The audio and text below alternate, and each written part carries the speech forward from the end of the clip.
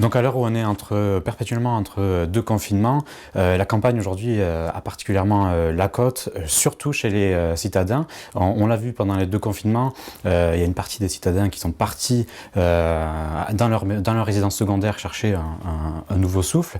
Et puis il y a une autre partie des citadins qui est en train de se poser des questions justement sur son mode de vie, qui aimerait changer de vie et trouver un mode de vie plus sain, avec un rythme peut-être plus lent.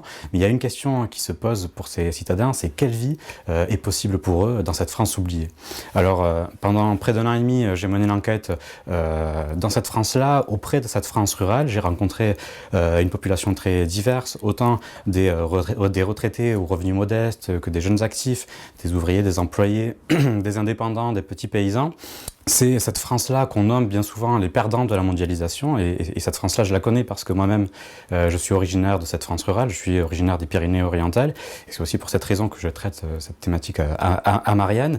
Mais ce que je sais aussi, en étant originaire de cette France, c'est que c'est une France qui se bat, et c'est ce que j'ai voulu montrer dans ce livre. L'objectif de ce livre, c'est vraiment montrer tout le potentiel de ces territoires, et ce potentiel-là, cette France, elle le doit qu'à elle-même.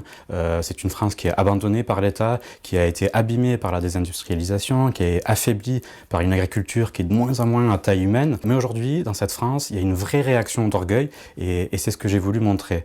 Mais dans ce sursaut, dans cette réaction d'orgueil, il y a un élément qui est très important, c'est le mouvement des Gilets jaunes.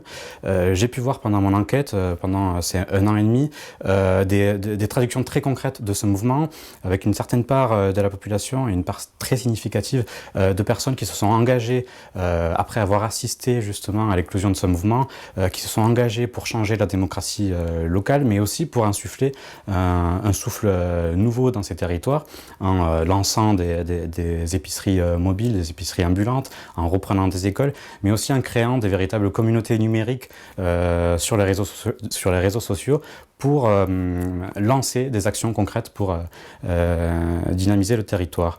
Mais dans ce livre, il ne s'agit pas du tout d'idéaliser ces territoires. Au contraire, c'est des territoires qui sont complètement plombés par les difficultés.